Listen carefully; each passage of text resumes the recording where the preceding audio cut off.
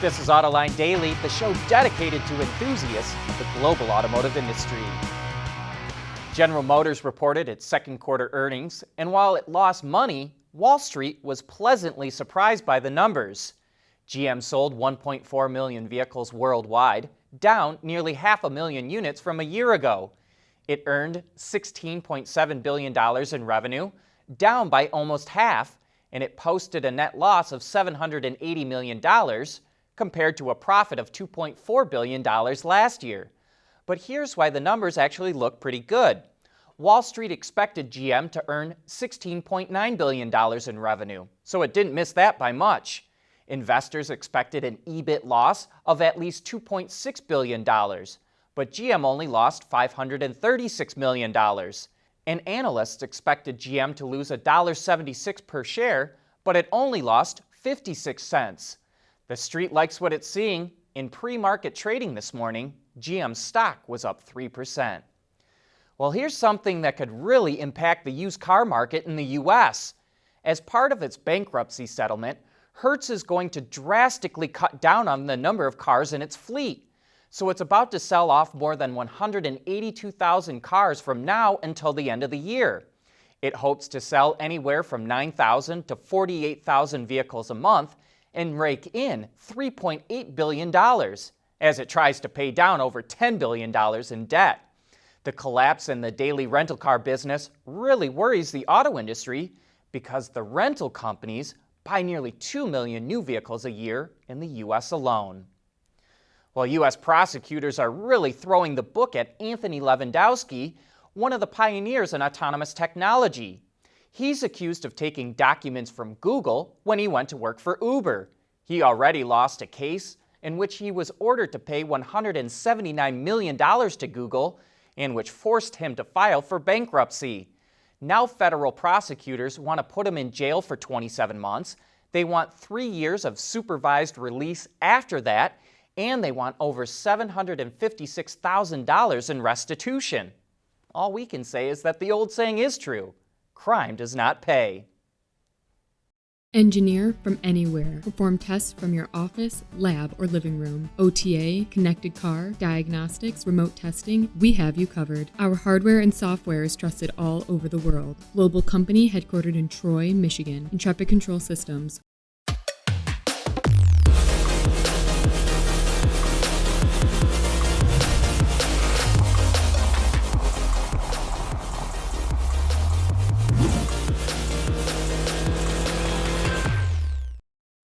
Development cycles are becoming shorter and shorter in the automotive industry. That's why the German supplier Continental is now using a supercomputer to help accelerate development of artificial intelligence, deep learning, and virtual simulation, which will be applied to developing ADAS and autonomous technology. The company is able to simulate real-world test drives, which reduces the time needed for programming.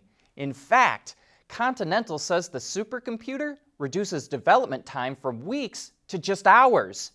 The supercomputer consists of 50 networked NVIDIA DGX units, with each one worth as much as a luxury sports car. Continental's supercomputer began operating earlier this year in a data center in Frankfurt, Germany. EV startup Lucid Motors is sharing more details about its Air sedan, which will debut in an online reveal in September.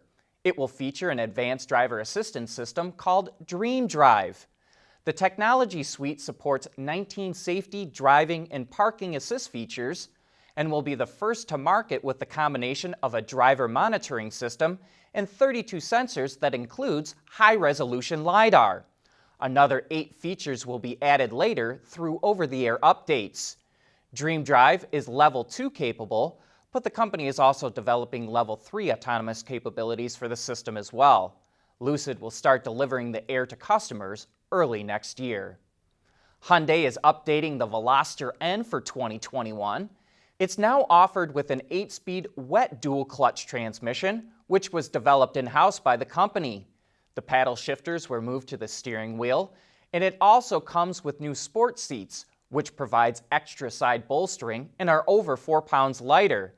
Other features include a new 8-inch display screen and driver assistance features, both of which are now standard. The new Veloster N arrives at dealerships in October. And we recently reviewed the current Veloster N. If you'd like to see our impressions, just click the link in the transcript or the description box below. Autoline Daily is brought to you by Bridgestone Tires, your journey, our passion, and by Intrepid Control Systems, over-the-air engineering. Boost your game. Holden dealers in Australia are already angry with GM. And this is not going to make them any happier. The automaker filed to trademark the name General Motors Specialty Vehicles, or GMSV, in Australia. And website GM Authority says it will be a joint venture with a local Holden tuner that will sell GM vehicles in Australia. As you'll remember, GM recently announced it was killing off its Holden division in the country and would exit the market. But now it appears as though it will offer right-hand drive versions of the Camaro, Corvette, and Silverado. Say, do EVs really need to be charged as fast as possible? Do charging stations have to be located on every street corner? Or is there a different way to build up a charging infrastructure? Our West Coast correspondent Chase Drum had a fascinating interview with Andrew Cornelia from Volta Charging, a Silicon Valley startup that has very different ideas on where and how electric cars should be charged up. Even more interesting is that its business plan actually relies on charging EVs for free. Take a look. I mean, one of our fundamental beliefs is that in the future, where you go is where you will fuel. It's not going to be this model that exists today, which is really the gas station model of going out of your way to fill up your car. So when we think about that and we think about this future of where you go is where you fuel, the need to always be fueling and recharging your vehicle at the fastest rate, the most powerful rate, it's not always applicable. So a lot of our competition, a lot of EV charging companies today, they are talking about higher power output. They're talking about DC fast. But really, when you're charging your car, while you go see a movie or while you grocery shop, the charging speed, the charging offering, that service amenity really should match the activity or the location where the customer or the EV driver is going. So as we think about planning our network, we really think about a diversified product offering that matches our charging speed and charging offering with the site and with the experience of the EV driver.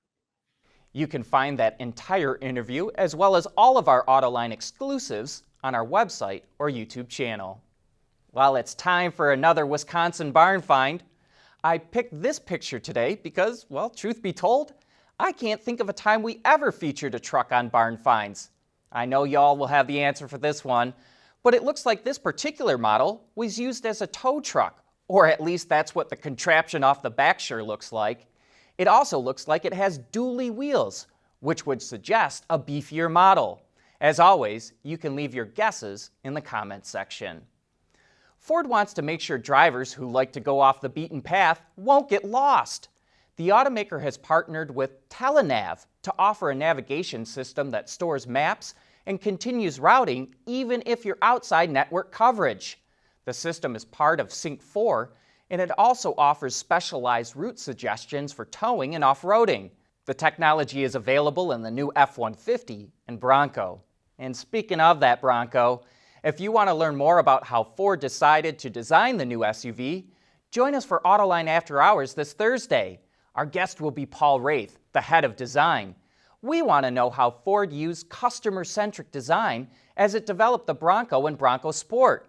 If you have any questions for Paul, drop us a line at viewermail@autoline.tv or send us a tweet to @Autoline. Then join John and Gary for some of the best insider views of what's going on in the automotive industry. But that's it for today's show. Thank you for watching.